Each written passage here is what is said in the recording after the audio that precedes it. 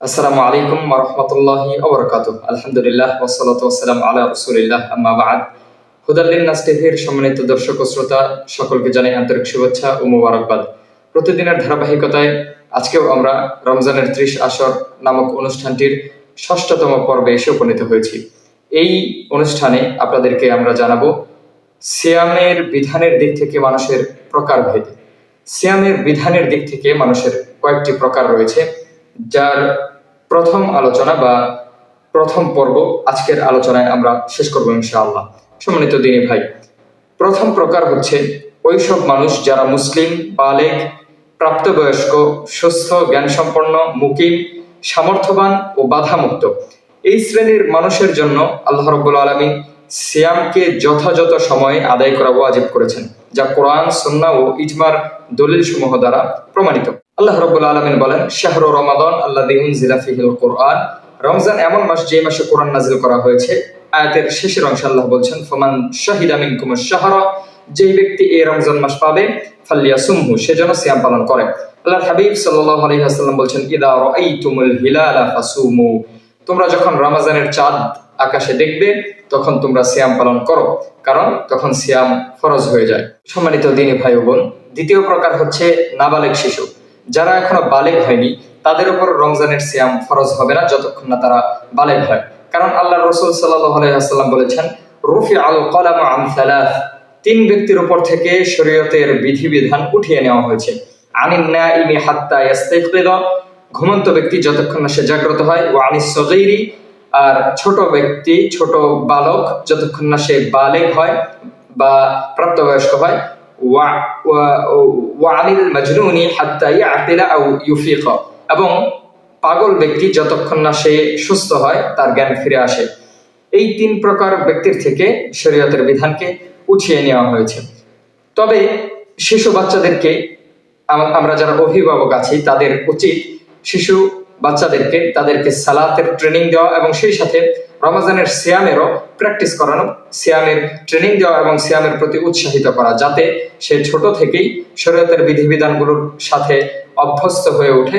এগুলোর ব্যাপারে সে যাতে তার পরিণত বয়সে গিয়ে পালন করতে কষ্ট না হয়। সম্মানিত দিনী ভাই ও বোন, চতুর্থ প্রকার হচ্ছে পাগল বা সুস্থ জ্ঞান শূন্য ব্যক্তি, যার সুস্থ বিবেক নেই। এ ব্যাপারে আমরা ইতিপূর্বেই হাদিস উল্লেখ করেছি, যে হাদিসে একই সাথে পাগলের কথাও উল্লেখ করা হয়েছে।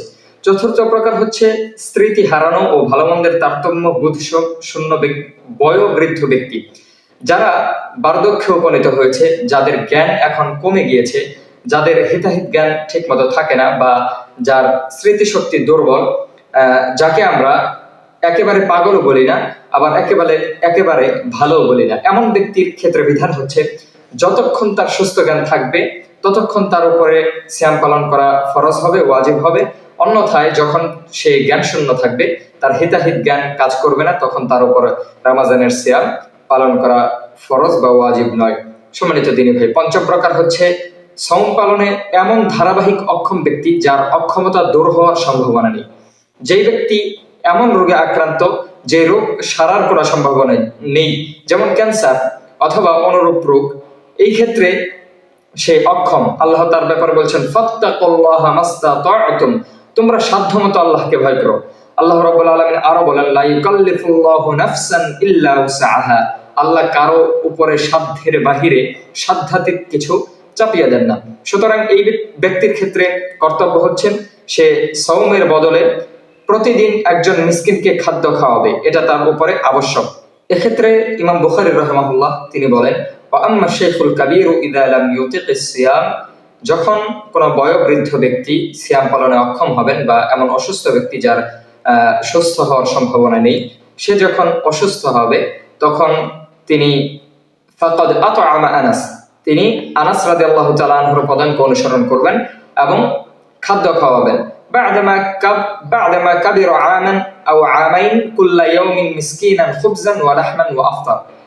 কারণ হচ্ছে আনাস রাদিয়াল্লাহু তাআলা আনহু বয়স্ক হবার পরে 1 বছর কিংবা 2 বছর তার মৃত্যুর পূর্বে প্রত্যেক দিন তিনি একজন মিসকিনকে রুটি ও গোশত খাওয়াতেন এবং সওম ভাঙাতেন বা ইফতার করাতেন। সম্মানিত দিনী ভাই, ইবনে আব্বাস রাদিয়াল্লাহু তাআলা আনহুমা বৃদ্ধ পুরুষ বৃদ্ধা নারীর ব্যাপারে বলেছেন, তারা যদি সওম পালনে অক্ষম হন তাহলে প্রতি সওমের স্থলে একজন মিসকিনকে খাবার খাওয়াবেন।